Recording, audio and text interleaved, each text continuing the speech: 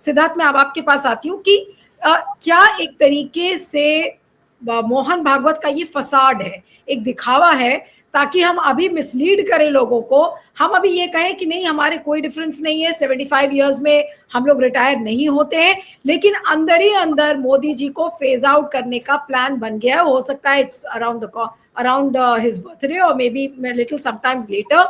उन्होंने कहा कि पब्लिक में ही कंफ्यूजन ना हो, लेकिन अंदर अंदर मोदी के एग्जिट का प्लान अब हम बनाएंगे, क्योंकि कमान हमारे हाथ में आ गई है, मोदी जी बिल्कुल कमजोर हो चुके हैं। जी सिद्धार्थ जी हाँ, मेरे ख्याल से अनिल जी जो शब्द नहीं उनको मिल रहा था वो पाखंड था ना सर, जो आप नहीं बोल पा रहे थे वो। नहीं, मैं सोच रहा था नहीं, मैं तो अपने यहाँ जो हमारे यहाँ बोलते हैं गाली में वो बोलने वाला। हाँ, ये मीनू जी बड़ा बेबाक है, मैं उनको सैल्यूट करता हूँ। चलिए ठीक है।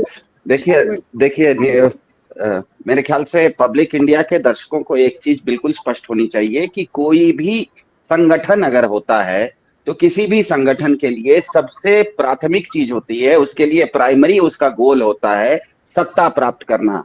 संस्थाएं अगर आप हैं, कोई अगर संस्था है तो संस्था भले सेवा देती है, आप एक स्कूल चलाते हैं तो भले बच्चों को पढ़ाते हैं, आप अगर हॉस्पिटल चलाते हैं तो भले क्या कहते हैं बीमारों की सेवा करते हैं, लेकिन अगर आप संगठन हैं, कोई भी संगठन है, तो आपका सबसे पहला उद्देश्य होता है सत्ता प्राप्ति। और आरएसएस के नाम में ही संगठन है, राष्ट्रीय स्वयंसेवक संगठन। तो स्वयं जो संगठन है अपने आप में उसको सत्ता सबसे महत्वपूर्ण है, और पिछले 10 साल से अगर उनके पास सत्ता मिली है तो वह ऐसा कोई काम नहीं करेंगे जिसके चलते उनकी सत्ता उनके हाथ से चली जाए। हाँ, ये बात है कि आरएसएस का जो चाल चरित्र चेहरा है, जिसमें कि सादगी को वो लोग थोड़ा महत्व ज्यादा देते हैं, उसको मोदी जी क्योंकि फॉलो नहीं करते हैं। वो 8000 के हवाई जहाज में घूम लेते हैं, वो मेबाक का चश्मा लगा लेते हैं। इसीलिए हो सकता है संघ को यह इच्छा हो कि अगला जो आदमी आए वो थोड़ा सादगी दिखावे में ही भले हो, लेकिन वो सादगी वाला हो। लेकिन इसके लिए वो अपना पूरा अस्तित्व दांव पर नहीं लगाएगी, क्योंकि सत्ता उनको मिली हुई है। तो वो कोशिश करेंगे मोदी जी को समझाने के, बुझाने का। और जिसको कहते हैं, इससे पहले भी मैंने एक कार्यक्रम में कहा था, नीली जी को वो शब्द बड़ा पसंद आया था, सात्विक दबाव लाने की कोशिश करेंगे। लेकिन अगर सात्विक दबाव काम नहीं किया तो वो तामसिक दबाव नहीं लाएंगे। तो ये बिल्कुल अब स्पष्ट हो गया है। लेकिन इससे ज्यादा जो चीज स्पष्ट हुई है वो ये है कि आपके जो कार्यक्रम में ये कहा गया है, आपका जो थंबनेल डाला है कि भागवत जी के यू टर्न का राज। तो यू टर्न का राज 3 है। एक, ट्रंप के चलते, ट्रंप जिस तरह से मोदी जी पर चढ़े हैं, उसके चलते जिस तरह से अनिल जी ने कहा कि कॉर्पोरेट्स भी अब मोदी सरकार से नाराज हैं। तो एक, उनको पता है कि कॉर्पोरेट्स नाराज हैं।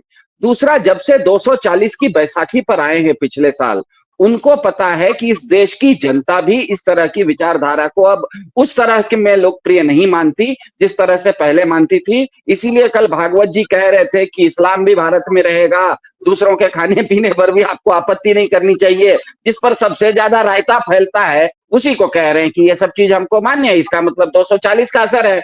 और तीसरा, इनके ऊपर जो वोट चोरी का इल्जाम लग गया है वो इतना ज्यादा बीजेपी के ऊपर चिपक गया है कि भाजपा, आरएसएस कहीं ना कहीं चाहता है कि थोड़ी बहुत हम उनके साथ, चुनाव के मामले में हम उनके साथ नहीं है, इस तरह का कोई मैसेज देने की बहुत सख्त कोशिश कर रहे हैं। क्योंकि कल भागवत जी ने कहा कि वो शाखा और पार्टी, मतलब खुद वो शाखा चलाने में माहिर हैं और भाजपा पार्टी सरकार चलाने में माहिर है। मतलब उनका कहना था कि मोहन भागवत जी खुद कह रहे थे कि हम शाखा चलाने में माहिर हैं और भाजपा जो है वो सरकार चलाने में माहिर है। मतलब जो दो संस्थाएं जिसमें भारत और राष्ट्र दोनों ही शब्द हैं, वो दोनों के बारे में मौन है।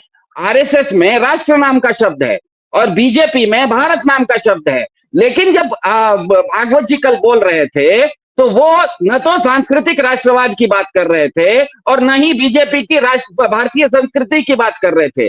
वो कह रहे थे कि बीजेपी तो सरकार चलाने में एक्सपर्ट है, मतलब भारत चलाने में एक्सपर्ट नहीं है। खुद के बारे में कह रहे थे कि हम शाखा चलाने में एक्सपर्ट हैं, मतलब हम भारतीय संस्कृति और राष्ट्रवाद के संवाहक नहीं है। आज तक मैं तो समझ रहा था कि भारत की संस्कृति जो है, सांस्कृतिक राष्ट्रवाद, वो हमको आरएसएस से सीखना है और भारत में भारतीय संस्कृति क्या है, देश क्या है, ये हमको भाजपा से सीखना था। लेकिन उन्होंने बोल दिया कि हम तो भैया शाखा के एक्सपर्ट हैं और भाजपा सरकार चलाने की एक्सपर्ट है। मतलब उन्होंने दोनों में से एक भी संस्था के बारे में नहीं कहा कि ये जनता की सेवा देने में एक्सपर्ट है। उन्होंने ये नहीं कहा कि ये देश चलाने में एक्सपर्ट है। इसका मतलब उनको अब ये 240 का पूरा क्या कहते हैं, अनुभव कहिए या रियलाइजेशन आ गया है। और उसका सबसे बड़ा मैसेज मैं दे रहा हूं जो मैंने समझा है, जैसे ही कोई व्यक्ति बहुत दूर भविष्य की बात करना शुरू करे, इसका मतलब वो आज के डेट में अपनी हार मान चुका है। जैसे ही आप कहते हैं कि इस देश में अब 3 बच्चे होने चाहिए, मतलब आपको अभी जो वर्तमान में पॉपुलेशन है, भारत में जो वर्तमान समाज है, वो आपकी बात नहीं मानेगा, ऐसा आपको पूरा भरोसा हो गया है। इसीलिए आप कह रहे हैं कि एक नई पीढ़ी जब आएगी तब हम उसको नया पट्टी पढ़ाएंगे। और बाकी जो बात मीनू जी ने कही या अनिल जी ने कही, उससे मैं पूरी तरह से सहमत हूं। अंग्रेजी में कहा जाता है running with the hare and hunting with the hound. बचपन में हम लोग स्कूल में रहते थे तो मिस बोलती थी कि एक पात्रा भी नहीं करो, 2 पात्र है, तुम इधर से खड़े होके भी वही बनो, उधर से खड़े होके भी वही बनो। उसको बोला जाता था मोनो एक्टिंग। तो मोनो एक्टिंग करने में बीजेपी का पूरा इकोसिस्टम बहुत माहिर है। वो अच्छी अच्छी बातें करेगा भी, गलत गलत काम करेगा भी। हमें पता है, मोदी जी कहते हैं कि छोटी छोटी आंखों वाली गणेश जी को बंद कीजिए और खुद आज चीन में चले गए हैं। तो ये तो विरोधाभास उनके स्पष्ट दिखता है। वो कहते हैं कि भारत को आत्मनिर्भर बनना चाहिए, वोकल फॉर लोकल बनो, और खुद 8,000 के बोइंग में घूमते हैं और मेबैक के चश्मा पहनते हैं। ये विरोधाभास तो है। तो भाजपा में एक विरोधाभास है पूरे इकोसिस्टम में, और वो running with the hare and hunting with the hound एक साथ करता है, इसमें कोई दो राय नहीं है। लेकिन आज का जो आपका कार्यक्रम का शीर्षक है कि क्या यू टर्न ले लिया है, ये बिल्कुल पक्का यू टर्न है। वैचारिक दृष्टि से वो यू टर्न 75 साल से कोई लेना देना नहीं है। देखिए, कोई भी सरकार होती है ना, वो कोई भी कानून आज बनाती है, कल कानून बनाती है। 20 साल पहले इस देश में हेलमेट पहनना कंपलसरी नहीं था। उस समय सरकार बोलती थी कि हेलमेट नहीं पहनना लोकहित में है। आज सरकार कहती है कि हेलमेट पहनना लोकहित में है। आपने कानून जैसे बनाया, मतलब 20 साल पहले हेलमेट नहीं पहनना लोकहित में था, आज हेलमेट पहनना लोकहित में है। तो इसीलिए 75 साल का जो बहाना है, वो तो मेरे ख्याल से एक बहाना था। वो केवल उस समय अडवाणी जी को, जोशी जी को इस तरह के लोगों को निपटने के लिए कानून बनना था। वो निपट दिया गया। वो कानून ऐसा कोई पत्थर की लकीर नहीं है। वो कानून ऐसा कुछ नहीं है जिसके ऊपर इन्हें लागू करना है। सत्ता इनके पास है, पिछले 10 साल से सत्ता है, और इस सत्ता में ये सत्ता को किसी भी कीमत पर जाने नहीं देंगे।